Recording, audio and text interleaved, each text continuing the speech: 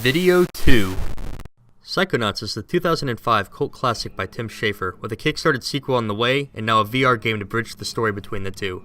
Launching as a PSVR exclusive for $20, Psychonauts and the Rhombus of Ruin is a brief but enjoyable VR experience that keeps the charm of the original game alive. You play as Raz, immediately following the events of the first game. After hearing that Truman Zanotto, Lily's father and head of the Psychonauts, has been kidnapped, Raz, Lily, Agent 9, and Mia board an airplane in order to stage a rescue attempt.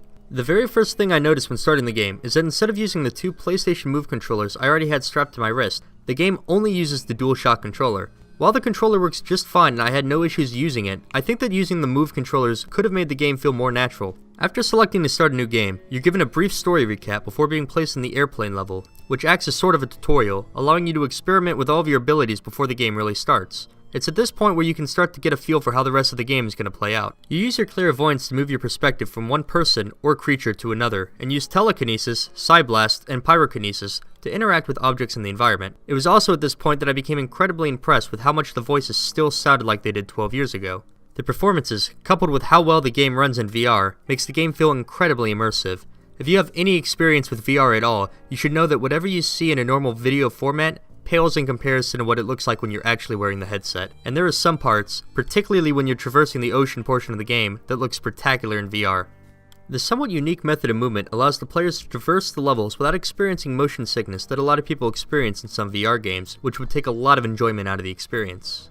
After the initial tutorial on the plane, you wake up captured and with only your clairvoyance. The rest of the game plays like an escape the room game. You use your abilities to interact with the environment to gain clues as to how to progress through the levels, rescue your crewmates, and regain your psi powers. The game itself isn't difficult at all, as there are no fail states and most of the puzzles can be solved just by interacting with everything in the room until something happens.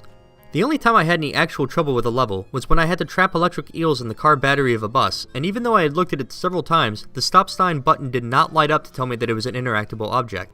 I'm not going to spoil it, however I can say that the final encounter is interesting, but requires almost no skill to beat and starts to feel repetitive about halfway through. The entire game took me about 2 hours to beat on my first playthrough, and unless you intend to earn all the trophies, there's not much incentive for replayability besides toying around with how different puzzles can be solved. Despite these complaints, I still enjoyed Psychonauts and the Rhombus of Ruin on the strength of its writing and visuals alone, but by being a PSVR exclusive game, it probably won't get the attention that it deserves. With that said, I would recommend this game to anyone who enjoyed the original and has access to a PSVR. I'm Devin from Video 2, and if you enjoyed this brief review, consider subscribing to my channel where I'm currently working on a video explaining why Resident Evil 7 doesn't live up to the hype in my opinion, and what makes a good sports anime. Thanks for watching.